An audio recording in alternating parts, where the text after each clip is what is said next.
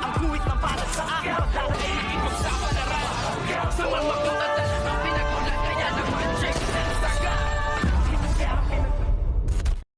Good morning mga kachikas and welcome sa aking munting channel. Pinagpaplanuhan na nga ng mabuti nitong ang si Olga ang kanyang pagtapos sa buhay nga ng mga Montenegro at dito nga ay ipapaayos niya na ang last will testament nitong ang si Don Julio na kanyang ninakaw at para nga daw ma-transfer na ang lahat-lahat nga ng kayamanan ng mga Montenegro dito nga kay Jesus na sa Reno di Magiba na peking tanggol na si David at dito ay laking gulat nga nitong si David nang makilala niya kung sino nga ang attorney sinasabi nito ngang si Olga ay walang iba kung hindi ang kanyang abogada rin na nag-aayos nga ng kanyang mamanahin sa yaman na naiwan ng mga kabalyero kaya dito nga ay nagkasagutan pa ito ngang si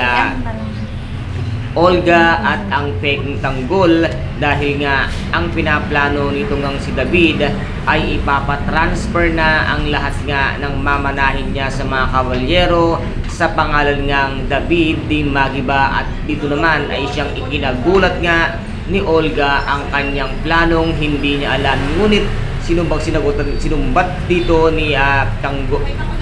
tanggol na peking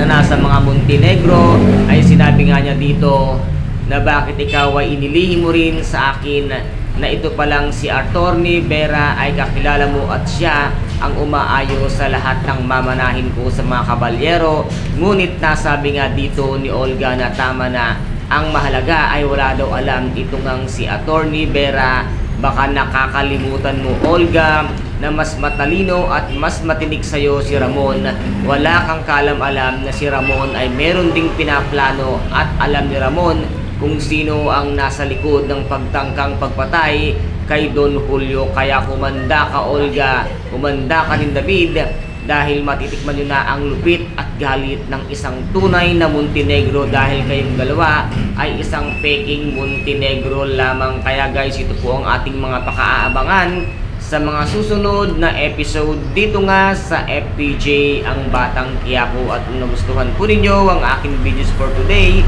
paki-subscribe na lamang po ng aking channel, paki-like and share para mag-update kayo sa lahat ng gagawin kong videos. Maraming salamat po, ingat, God bless and